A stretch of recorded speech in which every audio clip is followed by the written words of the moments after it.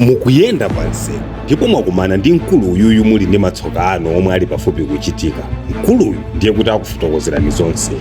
Amadziwa tsiku lokufa kwanu ngati lili pafupi, komanso ndi zina.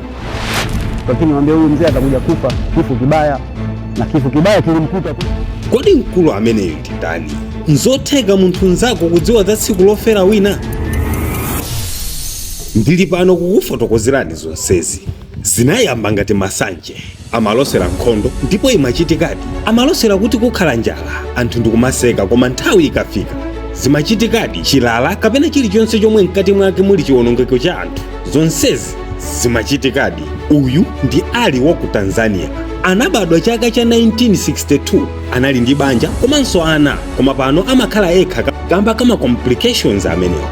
Ali amatha kukuwuzani malo komanso momwe imfa ya munthuyo atafere. Ambiri komanso achibale amamutalikira iye kamba koopa kuti awauza zoona za imfa zawo. Ena amati ndi mfiti ndipo ena amati iye ndi mlosi, koma mwini wake amakana kuti iye si mfiti kapena mlosi, koma ndi munthu yemwe anangosankhidwa ndi Mulungu nikumupasa chinthu chimene chingati mphaso chabe. Ndipo iye akuti samaona vuto kuuza munthu za imfa yake kamba kuti mwina utha kukhala mwayi oti munthu akhale ndi nthawi yolapa kapena kusintha njira zomwe zili zolakwika mmoyo mwake kuti imfa impeza ali oyera.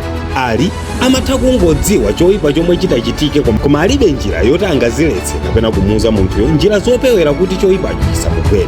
Mwa zina zomwe iye analoserapo ndi za mzibambo wina waderali.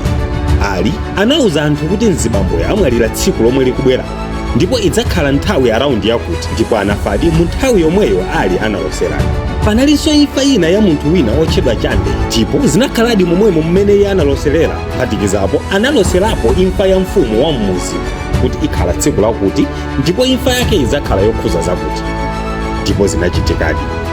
Ali analosera imfa ya mkolanga, ndipo tsiku ananenalo anamalira ali ankolanga. Maloseredwe la mkulu wa anthu tonse tinali wododoma komanso amantha. Kulosera kwa Ali kunamubweresera mavuto ochuluka mmoyo mwake, chifukwa aliyense amamuthawa iye, kuphatikiza ana ake omwe omuganizira kuti iyeyo yemwe amabweresa imfa. Anzanga mukuonera, imfa ndi chimodzi mwa zinsinsi zomwe Mulungu samatiuza. Kulibe munthu yemwe amadziwa zobisika kupatula iye yekha basi. Mwina adi nkutheka Ali amalosera za imfa ya munthu nzake kudzera mu mphamvu ya ziwanda zomwe zimakampesera zakumwamba mobisa kumazipereka kwa anthu ngati mdaliso. Dziwani, mdaliso wa Mulungu siufika ndi ziopsezo m'mitima mwa anthu. Osayiwala kupanga folo kuti zam'mawa zisakuphonyeni